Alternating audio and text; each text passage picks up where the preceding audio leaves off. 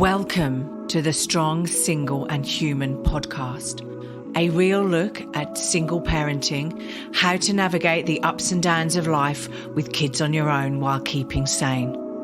We cover all manner of subjects from domestic violence, dealing with childhood trauma, through to fussy eaters and how to help your kids become resilient. I'm your host, Claire Martin. Welcome. This week's guest is a co-founder of Owl Home Education Network.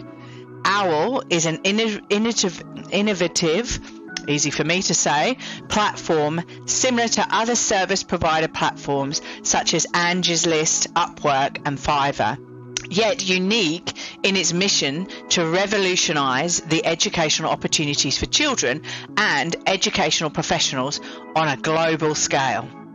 Their goal is to connect people all over the world, people wanting to learn French, talking to people in France, etc. They will be launching their network on July the 23rd. Hey, welcome, Chauncy Childs. Welcome to the podcast. Thank you so much, Claire. I'm excited to be here. No, thank you.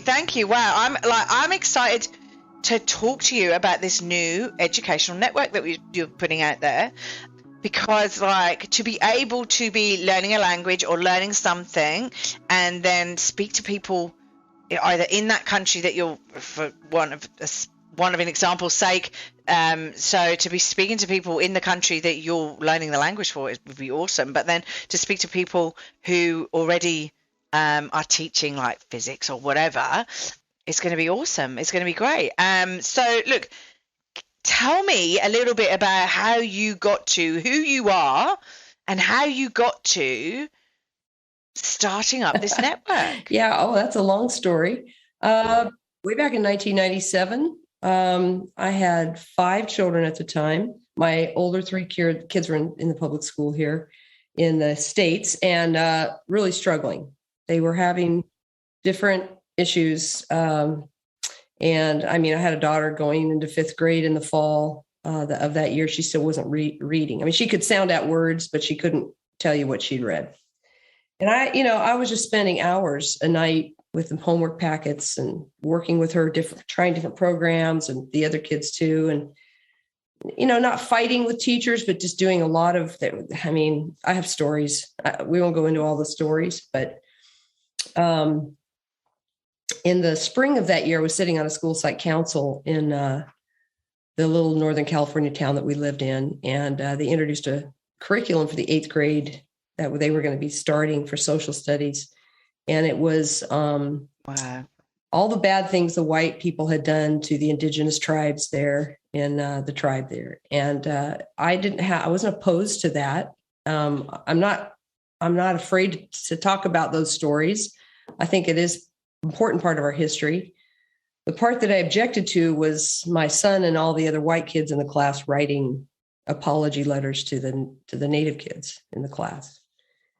And I said, well, I mean, let's tell the story, but then let's help the kids to learn to appreciate the culture. And let's have Indian food. Let's have Native American food. Let's do some festivals. Let's learn the dances, the costumes. Let's do something fun. Let's not just my son had nothing to do with that 150 years ago, and none of the kids had anything to do with this 150 years ago. And of course, I was met with open mouths and how dare you go against. This was from a grant from our federal government that they had written this curriculum. Wow. So we call that today CRT, right? This was going on 25 years ago. And that was just kind of the last straw for me. And I just said, if I'm going to spend all this time with my kids every day, I might as well just try it myself. So I just took them out of school. I mean, I didn't re-enroll them the next fall. I didn't know what I was doing. I didn't have, 97, there was no real internet. I didn't have access to it. I didn't know anything about homeschooling at all. In fact, my Well, it parents. was all starting to come around then, wasn't it? Like 97 was like, but not really like how it is now. Yeah. I was in a little town. I didn't know anybody that homeschooled. I just kind of went, I just have to figure this out. So we plunged in. The first year was a wash. I was pregnant with my sixth child, laying on the couch going, kids, just do your math. It's quiet. Get over it. And it wasn't very effective. The first year was kind of a wash. We moved. And then the second year, after the second year, I went to a convention. I started getting my feet wet, reading some books and meeting people, and it got better. And so I've done that ever since. And hats off to you. You're a legend then, because I did 265 days of lockdown in Melbourne, and half of that was like with my son in his first year at school, and I'm working and also homeschooling. And I'm hats off to the teachers, hats off to anyone who has to deal with and manage kids, because I just sit there and go, wow, it's different when it's different when you feel like you've made a choice, I think. Yeah, because fair enough. You can think about it, and you can kind of get your head around it, emotionally, mentally, and think, if I'm a total flop, then I've made this decision. It's different when you're thrown into it and you're not prepared. I mean, nobody was prepared for any of that. So, But we had online tools, okay? Like you didn't. Like I didn't have anything. We could go to websites where they could do maths, or they could do reading, or they could, like, there's websites out there now that you can do all of that stuff on as you like, and so it was I just went off gut instincts, immediately after that first year of trying to do kind of prepackaged stuff that I'd found. I knew I can't do all the grade levels. I mean, I can't prep all that. I can't administer it. I have to find a better way. And the better way that I found was to tap into their interests, tap into my interests, give myself permission to continue my education, because I only had 1 year of college. I wasn't college educated myself, and to continue to learn, because I love to learn. And I almost immediately decided, if all the kids get out of this is that they learn to love to learn, I will have succeeded. That was really the whole enchilada for me. It was if I could really instill in them a love of learning and turn them loose on their own curiosity, they'll be fine. And not surprisingly, they are. They're just fine. They have all graduated from college, various disciplines, and there was no problem getting into college. It's not that there weren't days that we were all going to kill each other. I'm not going to lie. I'm not going to lie. But on those days, it was, hey guys, you know what we're going to do? We're going to go muck out the barn. Hey guys, you know what we're going to do? Because we can't get along. We're going to go plant the garden. We're going to go spread the manure, or whatever we're going to do. We're going to weed. And I don't know. Get him out there. It felt good. Get him doing physical stuff. Yeah. Rain or shine.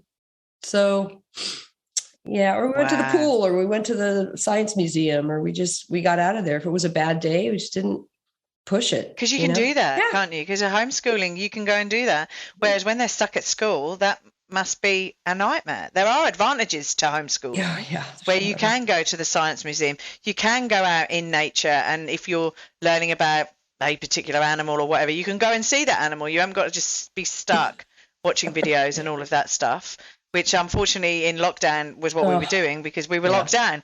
But lockdown was a lot harder. Lockdown was definitely a lot harder. I know that myself, because I had my grandkids. I was doing my grandkids during that time. I had my granddaughter who was 13, and the grandson who was 11 and very severely ADHD, and the 5-year-old. She's also very severely ADHD. Oh my gosh. And so my daughter's in college. She's finishing up an advanced program, and had started before the COVID. And so she couldn't just quit. And that was interesting. But I learned a lot. I learned a lot. I learned a lot, but I do sympathize with you and everybody else that had those challenges.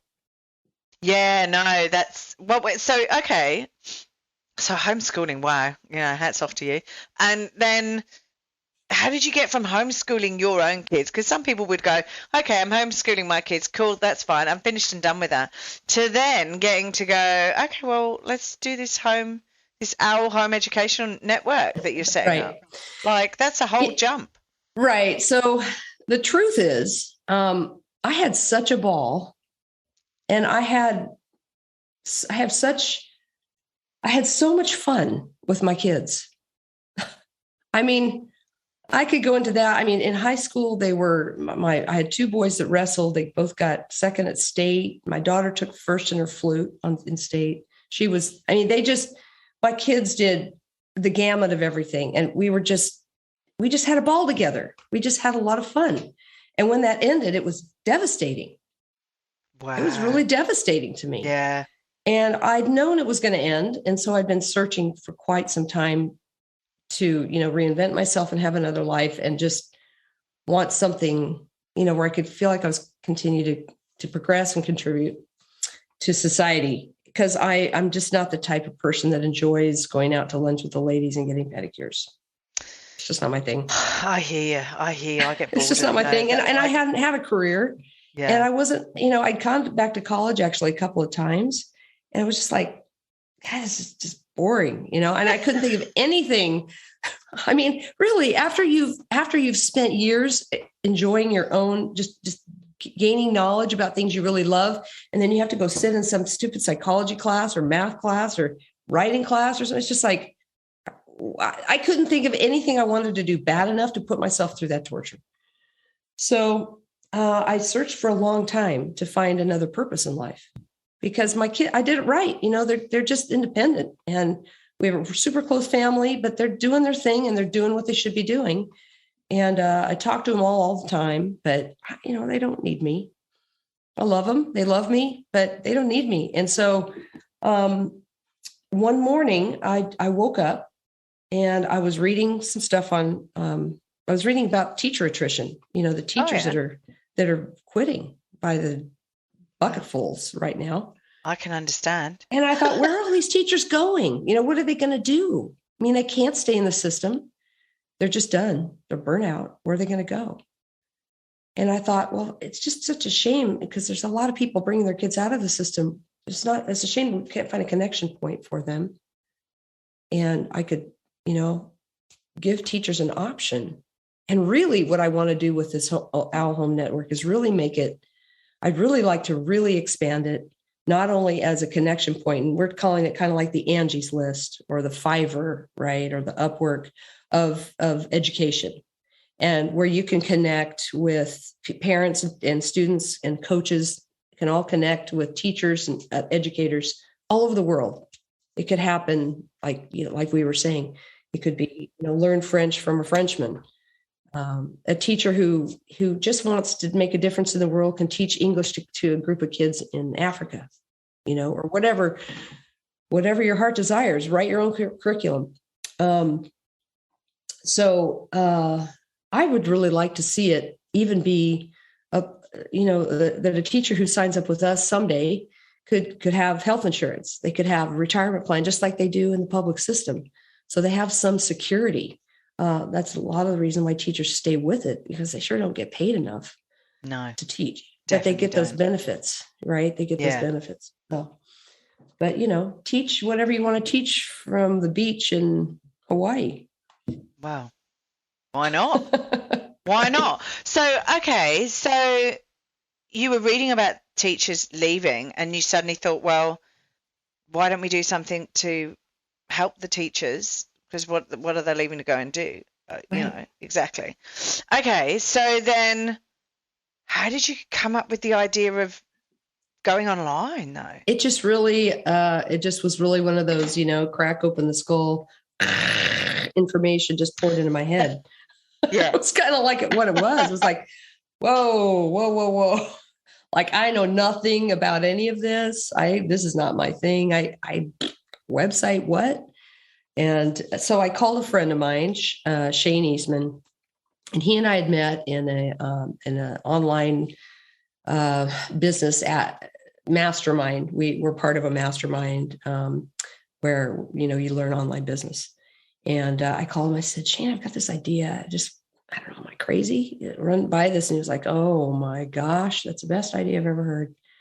And so he's more of a tech guy, and he's really, in that aspect, I do the content, and I do I'm the idea person, and he, is more. But that's how it normally in business. Yeah. That's normally how it works. Is you get someone who's an idea person, someone who does the other stuff, which is great. It's a great partnership that way because something gets done then. No, cool. So okay. So how does this new platform work then? How does it work? Do teachers come and sign up? Do kids come and sign up? What's on there? Yeah, so it's really going to be fairly broad. On a very basic level, yes. Any teacher can get on there and put their stuff out there, their profile. They're going to make a profile. They're going to have a background check, and they're going to say, this is what I want to teach. And they get as niche as they want to get, right? I only want to teach math to fifth graders. That's all I want to teach, 10-year-olds or whatever.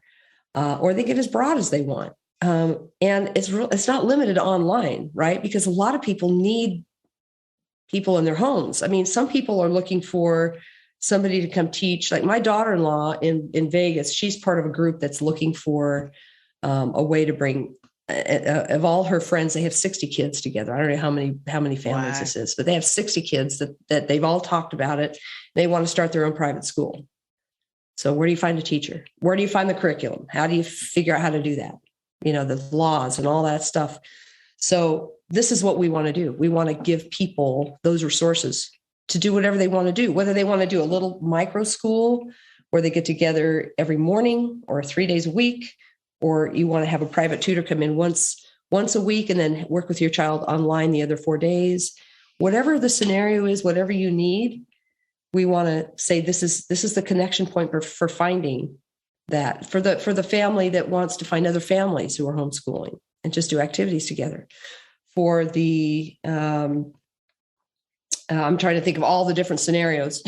there's just endless scenarios. It's just, and I'm where I see your platform being helpful is because I know I've got a lot of friends who have kids who have learning disabilities or whatever, or just because they're autistic or whatever, they just don't want to go to school, right? And it's difficult to get them to school as well. Mm-hmm. I don't honestly think the schools really understand the situations and circumstances, and potentially, if they're not specialized in children with learning difficulties or autism or whatever, then they've got like 500 other kids to deal with. And if they've just got one or two that have these learning disabilities, specialities or whatever, superpowers, if you want to call them, because I always laugh and I say these kids just think of the world and look at the world differently from us, right? They're like, our brain thinks of it in one way. These kids have a different superpower, and they, ADHD, they think about that's their superpower, right? Because they can deal with so many things. I totally agree with that, actually. All the time. My grandson is a superhero. I mean, that guy has, it is.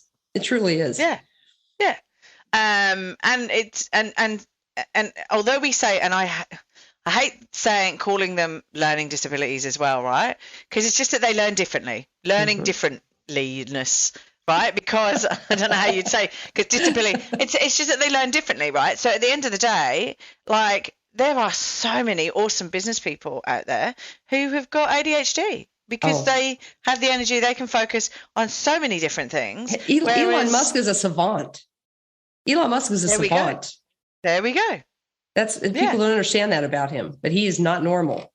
I mean, he's not average. It's beyond genius, right? Yeah.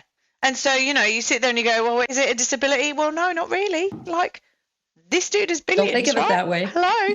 And we're the ones who are idiots who are working in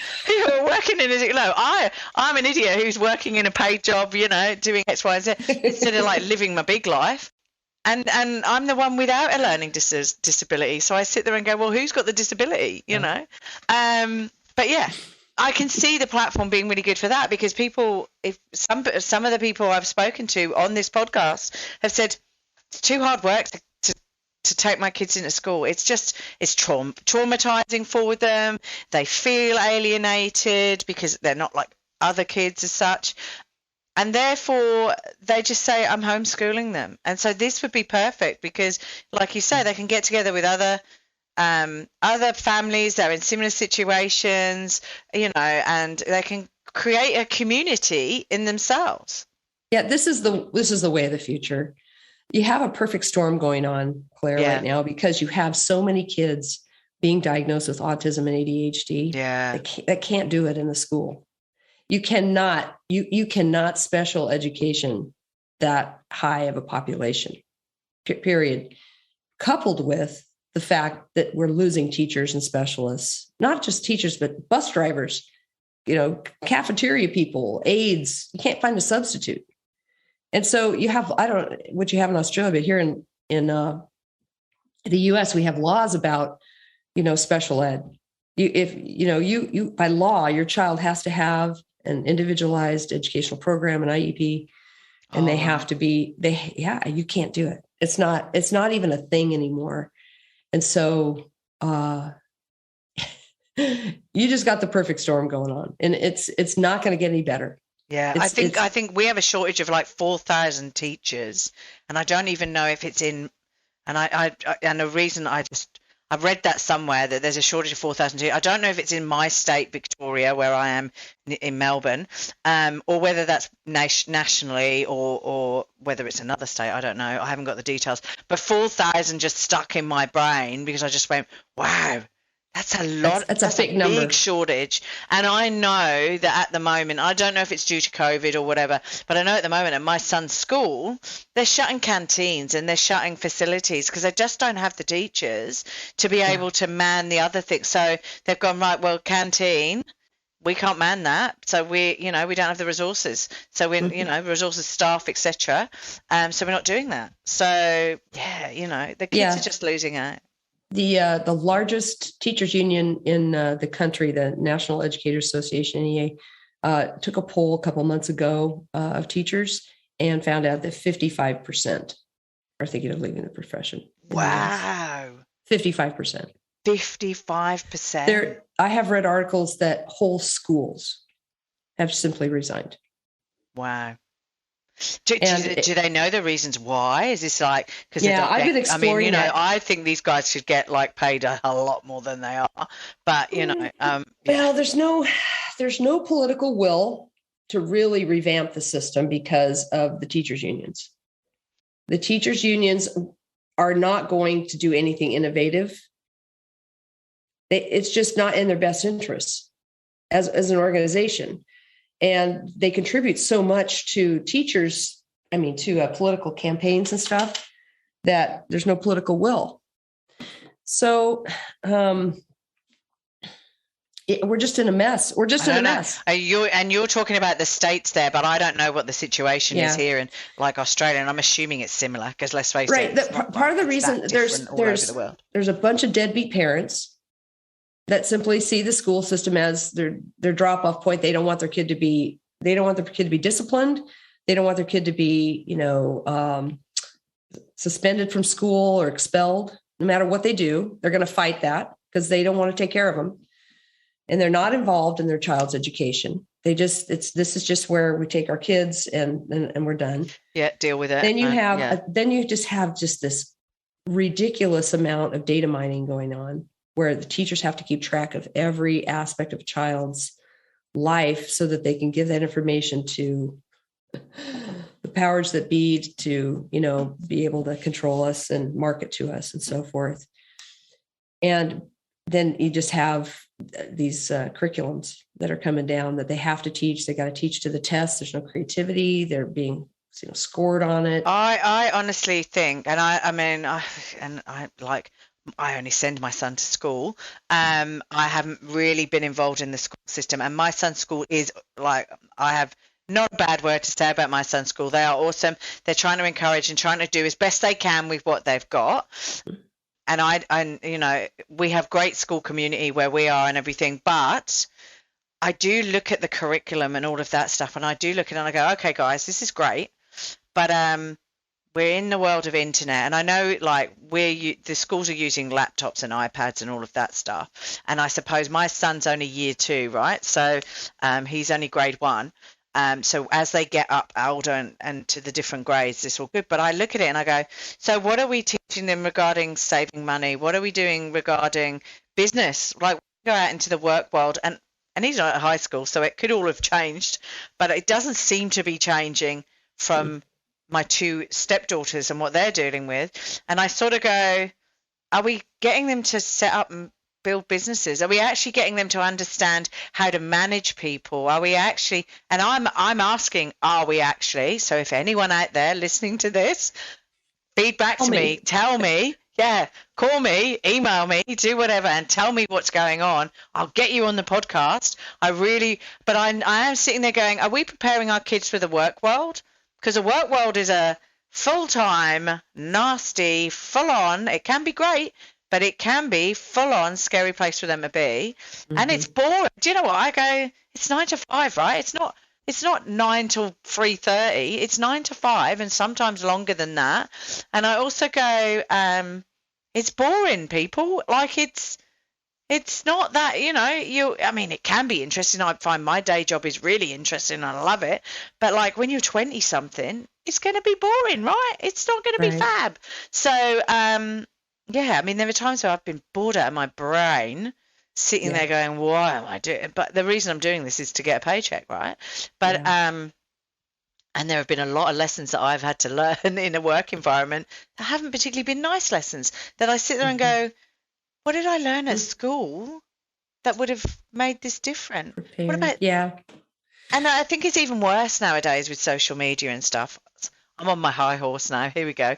But I don't know. It's social interaction, like actually talking to people. And I mean, maybe we won't have to go in the office in another 5, 6 odd years. I mean, I know I work a lot from home, but how do you manage and deal with people? Get people to do what you need to do. Yeah. Well, you've hit on so many points. I'm not sure where to start to respond to that. I'm so sorry. I just had a verbal splurge there. I just went, okay, well, here we go. This is my thoughts and feelings. Sorry. People, because they start thinking about things like, wait a minute. And I don't mean to do that. I don't mean to make anybody feel like, they're not doing. No, thank you, because people should be. They're a bad parent or anything like that. So I don't want you to go there, because we're all doing our best, right? No, we love our kids and we want the best exactly. For them. And things have just kind of taken this weird turn in education. They've just kind of, since COVID, they've taken this strange turn, and so that's where I'm coming from. It's like, there are a lot of people out there that have awakened to, and they can do maybe what you can't do. And so we just want to give people options. They need to have alternatives. And I'm really excited to bring this to the world, because I think we are on the cusp of a radical revolution in education. I think that we're really starting to see something that's going to be a big change. And I want people to be able to have our options and to not feel like it's COVID all over again. And they're being, when they find out that their kid is in a class of 50 kids and it's 4 grade levels, and the teacher is on a screen, because what OutSchool is going to do is they're scaling up their business, taking their classes into the public system because there are not enough teachers. So your kid is going to be in a class they're going to be like a college class. I mean, this is kind of what's happening. And so you have to decide, and they're going to hire somebody for very little money to sit in there and kind of supervise. I mean, this is kind of where we're heading. And because you're just not going to have enough people aren't going to put up with it anymore. So, yeah. No. So that's sort of how it works as such, or what's going to be on the platform, what you're offering on the platform. So how do people how do people sign up? Like, if I'm a parent and I want to sign my child up for that, how do I? Yeah, you would go on the website, and you'd have to have some idea. And if you're starting from ground zero, if it were you, Claire, and you were like, I can't have my kid. Use me as an example. I can't have my kid in a class of 50 kids with, 4th and 5th graders and third and second grade, a big mishmash, and they're just sitting there and they're trying to listen to the teacher on a screen. If that was happening, you'd have to do something. If that was happening, he would be out of there. I mean, his class are probably 10 to 12 kids.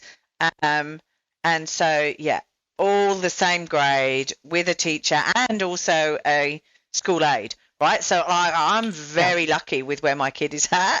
So And we get weekly or bi-weekly emails. I got an email from the teacher yesterday with a couple of pictures of my son saying, right, these are some ideas about what we are doing this term. So, so that's what I'm saying. Like, I can't fault his school. I'm really lucky, but not all schools and maybe are like this, so we're just doing hypotheticals. And if he was in a 50, we're just doing hypotheticals. Yeah, but if he was in a class of 50, even if they were all the same grade, I'd be starting to debate and wonder, well, what benefit is he getting? And if he's falling behind and there's only one teacher, who's helping him? That's who's the problem. That's the whole thing. Because I can only do so much. Yeah. No, it's okay. Carry on. So you would go on this site and you would say, I really need a full-time tutor for my son, or I need to find a program or curriculum or some other kids or a private school, something. I mean, I don't even know what I need, but I'm starting from ground zero here. So you would go on there and you'd be able to search for for several different options. I mean, there's going to be, there may be pods starting up in your area, or a private school starting up in your area, or just whatever your options are, and based on what you can afford. And that's what it is. It's just simply a connection point. It's like the Angie's List. I need somebody to build me a deck, and you go on and you can choose from 10 different people and talk to them and find out their availability and their price. And that's just basically what it is. And so do you, as a parent, do I have to pay to go on the platform? Or like with Upwork and Fiverr and stuff like that, professional. We take 10%. Put an advert out there or whatever. Right now, we're slated to do a 10% cut.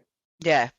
And so you would negotiate with the person who basically, so as a parent, I would say, hey, I need somebody to give my son extra maths, say, for example's sake, for an hour a week or whatever. Somebody comes to me and goes, yeah, I can do that. I can do that online, or I can come to your house. I can do whatever. And then that person would say, I'm $20 an hour, for example's sake. And then you would take 10% of that $20 that I would give that. So that the transaction goes on on the platform as such, and I pay the person on the platform, and you take 10% of what I'm paying them, and that's it. Easy peasy. Yeah, so you got your Google, your calendar's built in. You just schedule it all right there. You have they've got a background check. That they're on the up and up.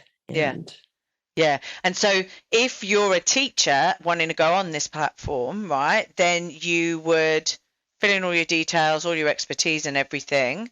And then you just you can search obviously for people advertising that they want people to help their children or whatever. Can you post an ad about what you're offering as a teacher? Oh, okay. Yeah. Yes. Okay. Yeah. You do a profile, and, you can pay more for, being up front on the top row, this sort of thing. If you, want to get really going with it faster and get more people. People tend to do pretty good on OutSchool. I've done a lot of research on that.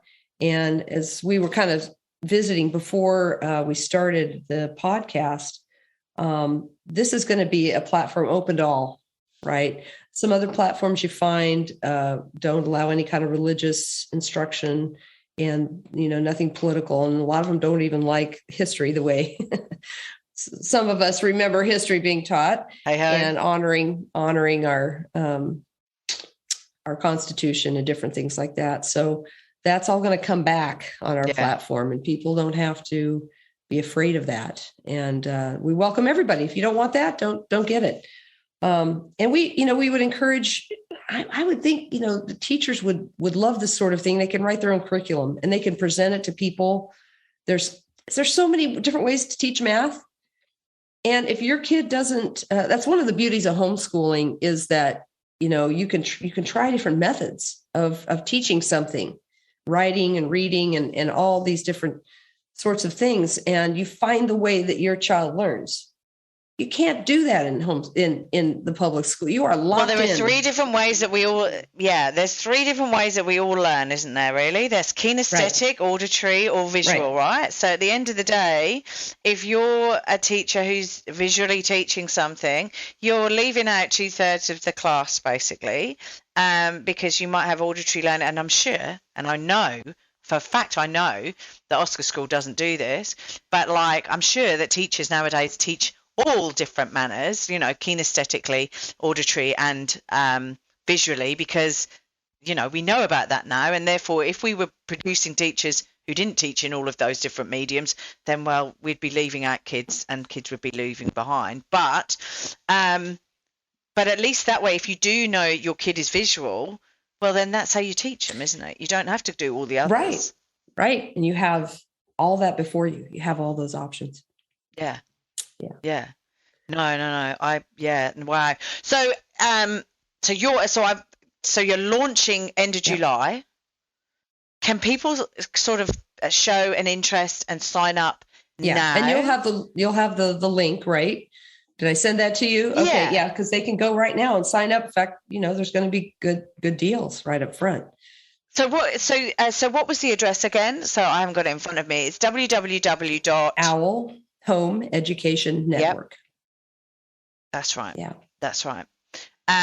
So they just need to put that in and it'll come up and you go sign up and get started. I mean, we're pretty much ready for you. Get on an email list, and as soon as we're launching, you'll be able to go on and put your profile on, a video, you know, this sort of thing. So exciting. Yeah, no, that would be awesome. And so that's the network, but you actually do quite a few other things, don't you? Have you got like a blog? The blog is the same name, Al Home Education Network blog.com. And I am pretty political, and really want people to open their eyes to what's going on, at least here in the States, with the CRT and the sexual, you know, indoctrination, transgenderism, and so forth, alternative sexualities. Yeah. Which at such a young, I mean, we are in a furor in this country over this stuff. Oh, people really? Are so angry about any book being banned from the school library. It should be anything goes. I mean, the big battle that's happening here is who has control of the kids. Who do the kids belong to? Do you drop your kids off at the corner and now they belong to the school and you don't have any say? Because a lot of people in education believe that. A lot. Yeah. And parents are fighting back. And it's getting hotter and hotter and hotter. And it's crazy. Nobody had any idea that somebody was thinking this, you know?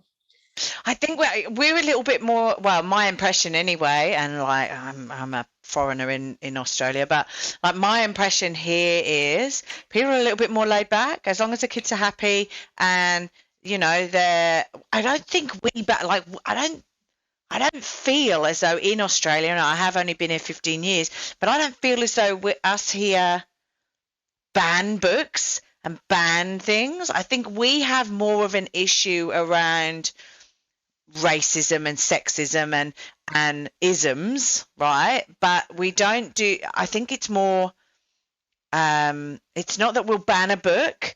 We'll just go, well, don't buy it then, or you know, just this don't is in the school libraries. These are in the school libraries, and so they're quite diverse here with the library stuff, though. So well, they've had some really interesting videos up of parents taking a book that they got out of their kids' library in an elementary school and reading it at the school board meeting, and them turning the mic off and saying that's inappropriate. Kids are listening.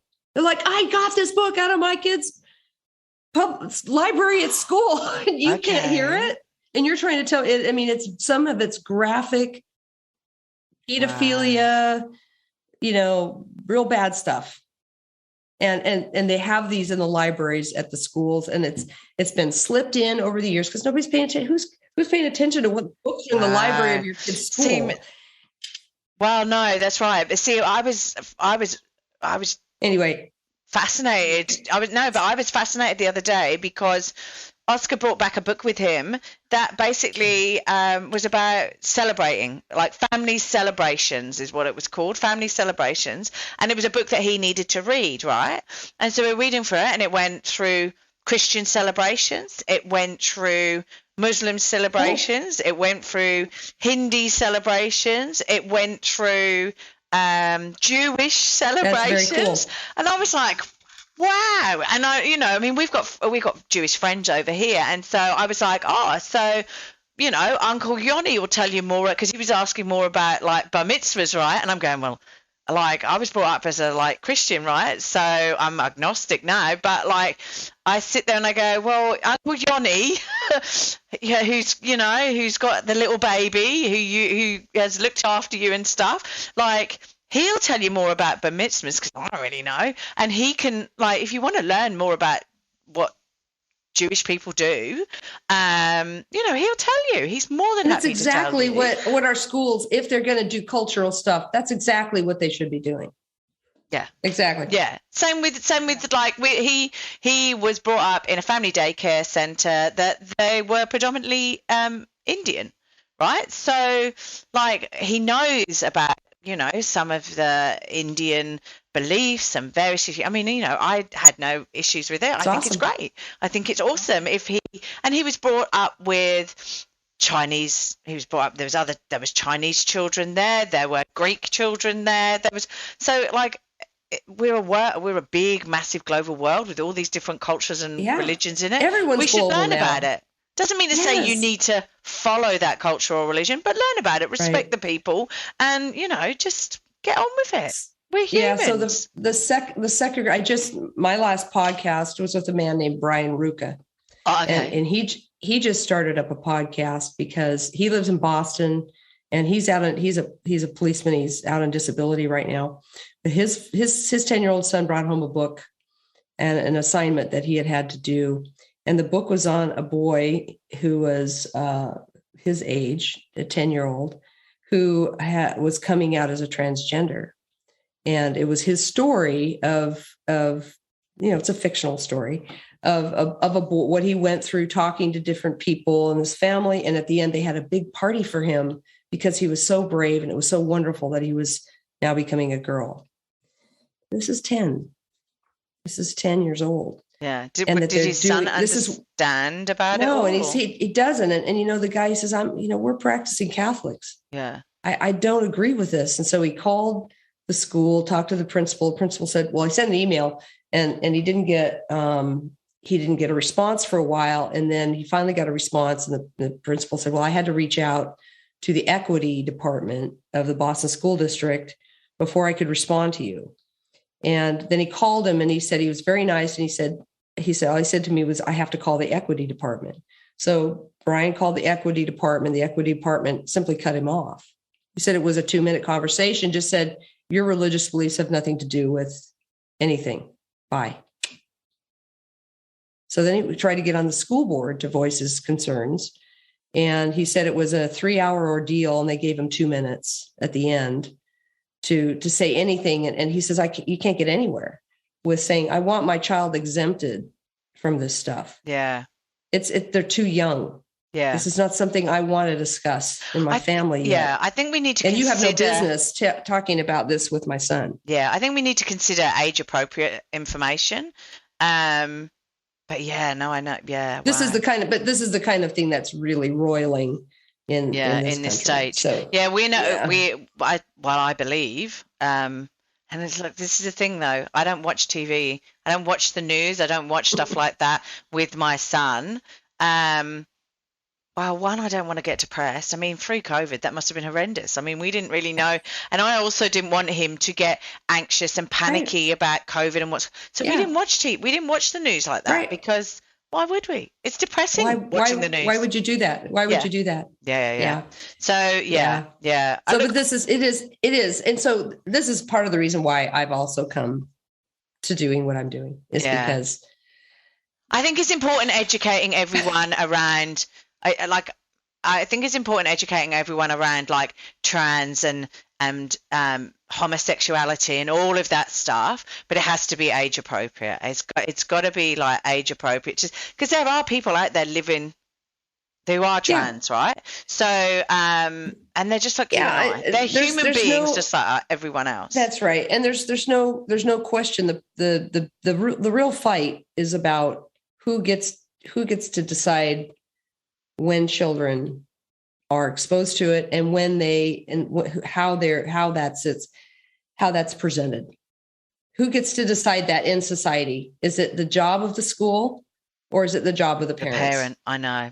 It's a big, that's the thing. It's really not about transsexuality or homosexuality or global warming or any of that, or racism. It's not about any of that. It's about who gets to decide. And because especially Christians in this country are labeled as homophobic and transphobic and all this stuff, then the schools feel like, well, we have to take over. And wow. That's just setting us up for a civil war. Oh, well, hello.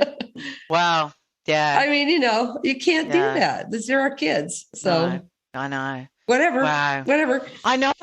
Oh my God. So we did go down a bit of a rabbit hole there, but no, this is why we've got this platform. You can go in there. You can educate your child as you see fit. As you see fit. That's okay. So, hey, thank you for coming on the podcast. It's been awesome talking to you. I know we've gone a bit down rabbit holes here and there, but I know. I'm sorry. No. I think it's good. I think we need to talk about this stuff. We need to get stuff out in the open. And if we don't, then where are we going as a, human race as such? Yeah, we have to be able to talk about it. Yeah. Yeah. No, that's fair enough. And listen. And that's what it is. It's talk about it, listen, see, what other people's opinions are, respect people, be human, just get on, people. Let's just get on. And love people. Yeah. I mean, I have no problem with I have a gay son. He has lots of trans friends. It's not a problem. No. None of that's a problem. And so we have lots to look forward to. We have a lot of progress to make, and we're going to make it. Yeah. We're just going to open it up and be a blessing to everybody. Yeah, no, I agree. I do have one final question for you, though. One final question. It's not a hard one. If you could have a superpower, what would it be? Ooh, that's a good one. Oh, yeah, no, sorry. We could be going down another rabbit hole here. But yeah, no, superpower. Superpower. What would it be? A superpower for me would be, I think, I don't want to be too, cliche. No, I don't you're want to right. be too mushy, but truly, if people could just feel how much I love them, I could. I'm well off, and I don't have to do this. I could sit around making quilts, which is another thing I love to do, and tend to my garden. I don't think you would do that. I'm doing this because I truly believe in people, and I believe in their greatness, and I love people. Yeah. And so I'm just spending my time trying to give people the options that I think they're looking for. Yeah. I'm spending my time and a lot of money. Yeah, no, thank you for that, for spending your money and your time on doing this. Well, so you just want to inject them with love, basically. That's not a bad thing. I want people to feel like they just give them the power and the freedom and the choice. I think so. I'm now coming up for a year of doing this, right?